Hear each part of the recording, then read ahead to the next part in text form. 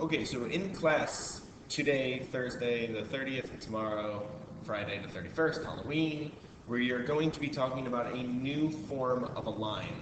We're still going to be talking about straight lines on a graph, but we're going to be talking about a new way to write the equation of that line.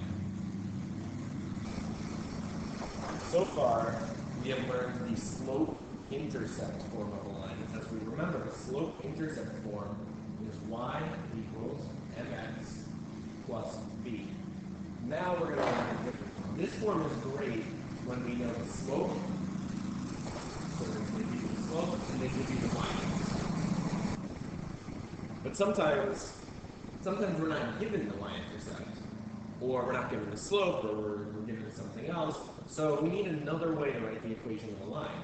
Because as we saw in class, there was one problem we worked on where we couldn't just look at the graph and know what the y-intercept was, because it wasn't exactly on a point. So now we're going to learn what to do in those situations. So on the graph on the screen right now, you can see that there is a straight line. And what we know about a straight line is that it has a slope. So this line has a slope, and we know that it is represented by the lowercase letter m. So on this line right now, it has a slope of m. So we can also just pick some arbitrary point. So let's just pick this point right up here. And we will call that x comma y. So it doesn't matter what the point I picked was. All that matters is that I picked a point on the line, and I called it x comma y. Now I'm going to pick another point on the line. Again, it does not matter. So I'm going to call it something different because we don't want to call them the same thing. So I'm going to call this one a comma b.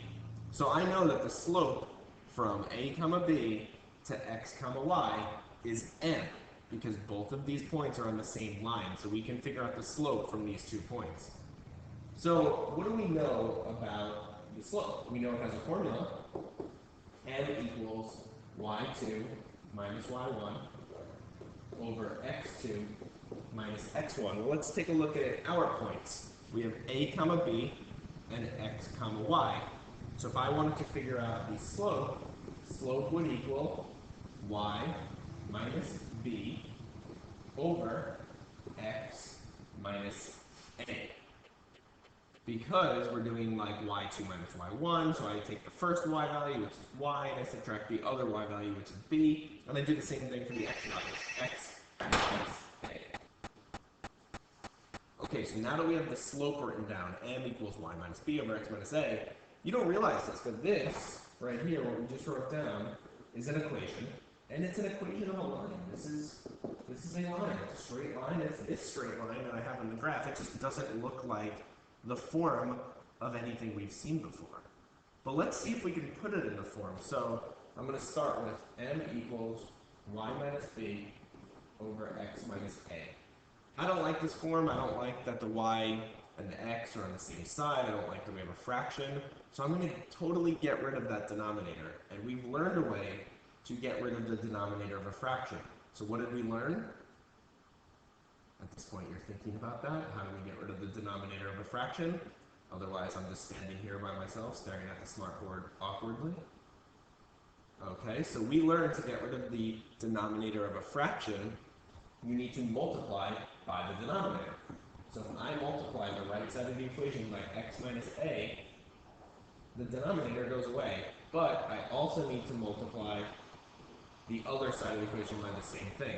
So now let me rewrite what we have left. We have m times x minus a equals y minus b. So now this, what we have right here, is known as the point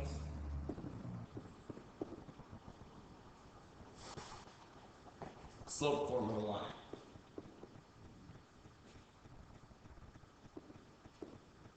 The point slope form of a line. That's it. Y minus b equals m times x minus a.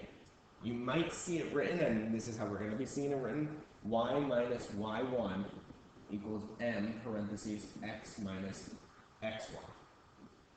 So now let's look at an actual example of this. So let me clear everything page.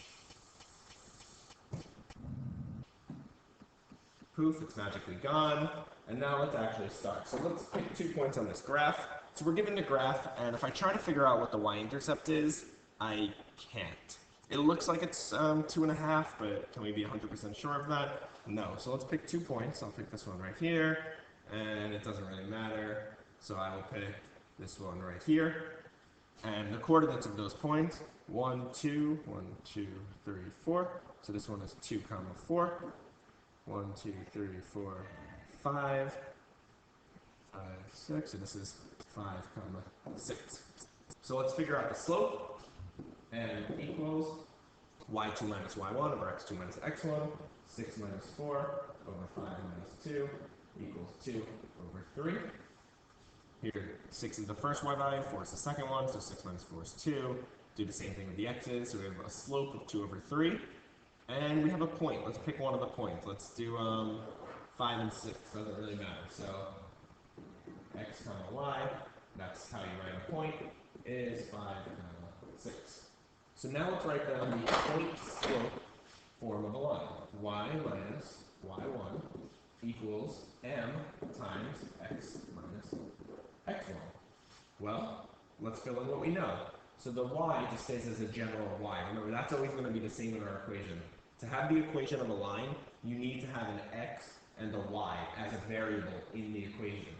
Because there's a whole bunch of points on this line. There's a point here, a point here, a point here, a point here. The line is made up of an infinite amount of points, so you need to represent that in the equation. So, but now, the y1 and the x1, those are going to be a specific point on the line, and we picked 5, 6. So y minus 6 equals our slope, which is 2 over 3, x minus 5. So I can distribute on the right-hand side, y minus 6 equals 2 over 3x minus 10 over 3. So there's an equation of a line. It doesn't look exactly what we've been looking like, but this is it. So you could have stopped here. That's the point slope form of a line. You could have distributed. If we want this to be in y-intercept form, all you need to do is add 6 to both sides. And we get y equals 2 over 3x plus 8 over 3. I know I did that quickly. You would obviously take more time to do it or use a calculator. So y equals 2 over 3x plus 8 over 3. Slope-intercept form. Slope is 2 over 3, which we know. Y-intercept, 8 over 3. Do 8 over 3 in your calculator. It's 2 2/3. That could definitely be our y-intercept. So our y-intercept was not 2.5. It was 2 2/3. This is probably going to seem confusing. That's okay. I just wanted you to have a general idea of that there is other forms of lines other than the slope-intercept form. We're going to learn about it today or tomorrow, depending on which class you're in. Come in, be ready to go, maybe have this written down somewhere so you can reference it, and you have a general idea of where we're going. So, just watch this. If you have questions, please ask.